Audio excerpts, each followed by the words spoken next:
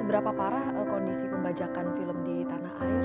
Karena masa pandemi ini paling banyak banget teman-teman saya udah pada nyanyi, bro. Tiba-tiba masukin ke Spotify, YouTube gitu ya. Kita menutup situs ini ada 3 konten yang bisa kita lindungi. Oke. Yang pertama, hak cipta itu sendiri. Akan merugikan ya untuk negara tentunya. Assalamualaikum warahmatullahi wabarakatuh. Om Swastiastu, Namo Buddhaya, salam kebajikan bagi kita semua. Perkenalkan, kami delegasi dari Universitas Indonesia. Saya Jasmine Faradisa Testa dan rekan saya Regita Putri Kusumawardani akan mempresentasikan karya tulis kami yang berjudul Tantangan Pemegang Hak Cipta dan Pemilik Layanan Streaming Online dalam Menghadapi Pembajakan pada Masa Pandemi COVID-19. Berbisnis dalam situasi pandemi COVID-19 tentunya bukan merupakan hal yang dianggap mudah pada awalnya. Namun dengan adanya kecanggihan teknologi dan pengembangan dunia digital, hal ini dapat teratasi dengan cukup baik.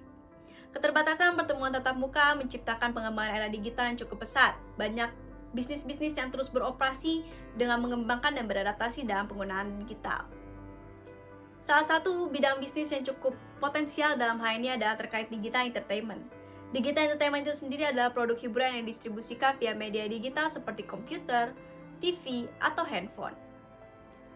Digital entertainment yang kerap marak terjadi dibuktikan dengan adanya aplikasi atau platform yang menyediakan layanan streaming seperti Spotify, layanan streaming musik, WeTV atau Netflix, layanan streaming film dan serial drama, ataupun YouTube sebagai layanan streaming video-video entertainment. Adapun dampak positif dari bisnis berbasis digital adalah seperti kemudahan, keefektivitasan, dan kecepatan dalam pengoperasian kegiatan bisnis. Selain dari dampak positif, adapun dampak negatif dari berbisnis digital yaitu menjaga kestabilitasan operasi kegiatan bisnis. Adapun banyak perbuatan-perbuatan yang terjadi yang dilakukan oleh oknum-oknum atau pihak yang tidak bertanggung jawab. Hal ini menciptakan masalah-masalah baru di bidang hukum, terutama pada bidang masalah hak kekayaan intelektual seperti hak cipta dan merek. Hak kekayaan intelektual merupakan hak eksklusif yang diberikan oleh negara kepada pembuat karya yang secara otomatis memiliki nilai komersial sehingga harus dilindungi oleh hukum. Saat ini, hak kekayaan intelektual tidak terlepas dari kehidupan manusia karena seringkali dijumpai di berbagai bidang, seperti bidang seni dan industri perdagangan.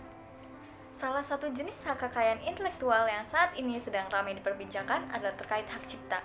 Hak cipta ini diatur dalam Undang-Undang Nomor 28 Tahun 2014. Beberapa karya yang dapat dilindungi oleh hak cipta adalah musik, seni rupa, sinematografi, dan lain sebagainya. Namun saat ini, yang akan kami bahas lebih lanjut adalah terkait karya sinematografi. Sebagaimana diatur dalam pasal 40 ayat 1 huruf M Undang-Undang Hak Cipta menyatakan bahwa karya sinematografi adalah bentuk ciptaan dengan berupa gambaran bergerak, antara lain film dokumenter, film iklan, reportase, atau film cerita yang dibuat dengan skenario, dan film kartun. Sehingga dapat diketahui bahwa film atau serial drama termasuk dalam bentuk karya sinematografi yang dilindungi oleh Undang-Undang Hak Cipta itu sendiri. Akibat dari adanya pandemi COVID-19, banyak sekali masyarakat yang beralih dari menonton hiburan film secara langsung di bioskop menuju ke platform streaming film seperti WeTV atau Netflix. Hal ini dapat dibuktikan dengan data bahwa pada tahun 2018, Netflix hanya memiliki 139 juta pelanggan. Terus meningkat, terutama secara drastis pada tahun 2020, di mana COVID mulai merajalela, yakni pengguna Netflix disentuh mencapai 205 juta pelanggan. Terus meningkat lagi pada tahun 2021 hingga mencapai 221 juta pelanggan. Tentunya hal ini menunjukkan dampak positif dari bisnis berbasis digital, terutama bisnis digital entertainment. Adapun daripada itu, dampak negatif dari perluasan pemakaian digital salah satunya adalah pembajakan. Pembajakan menjadi masalah baru di bidang hukum, terutama bidang hak kekayaan intelektual, di mana itu merupakan perbuatan pelanggaran hak cipta karena merupakan pembajakan atas suatu karya atau ciptaan. Pembajakan yang dilakukan oleh oknum-oknum atau pihak yang tidak bertanggung jawab tentunya memberikan keuntungan yang signifikan karena mereka hanya perlu memikirkan proses pendistribusian daripada proses penciptaan. Sebagaimana diatur dalam pasal 4 Undang-Undang Hak Cipta terdiri atas 2 hak, yakni hak moral dan hak ekonomi. Pembajakan menjadi pelanggaran hak cipta terutama pada hak ekonomi di mana hal tersebut menimbulkan kerugian ekonomis pada pemilik dan pemegang hak cipta. Hal ini menjadi tantangan bagi para pemilik atau pemegang hak cipta. Salah satu pembajakan yang terjadi saat ini adalah pembajakan terhadap serial drama, yakni serial drama layangan putus yang ditayangkan melalui platform BTV atau serial drama All of Us Are Dead yang ditayangkan melalui platform Netflix. Kedua serial drama ini ditayangkan juga secara ilegal dan secara gratis pada platform lainnya seperti Telegram atau TikTok, di mana dilakukan oleh pihak atau oknum yang kurang bertanggung jawab. Namun, dengan adanya Undang-Undang Hak Cipta ini tentunya memberikan perlindungan hukum bagi para pencipta karya. Dalam hal perlindungan hak cipta, pemerintah memiliki peran penting untuk dapat menyelesaikan dan mencegah terjadinya pelanggaran hak.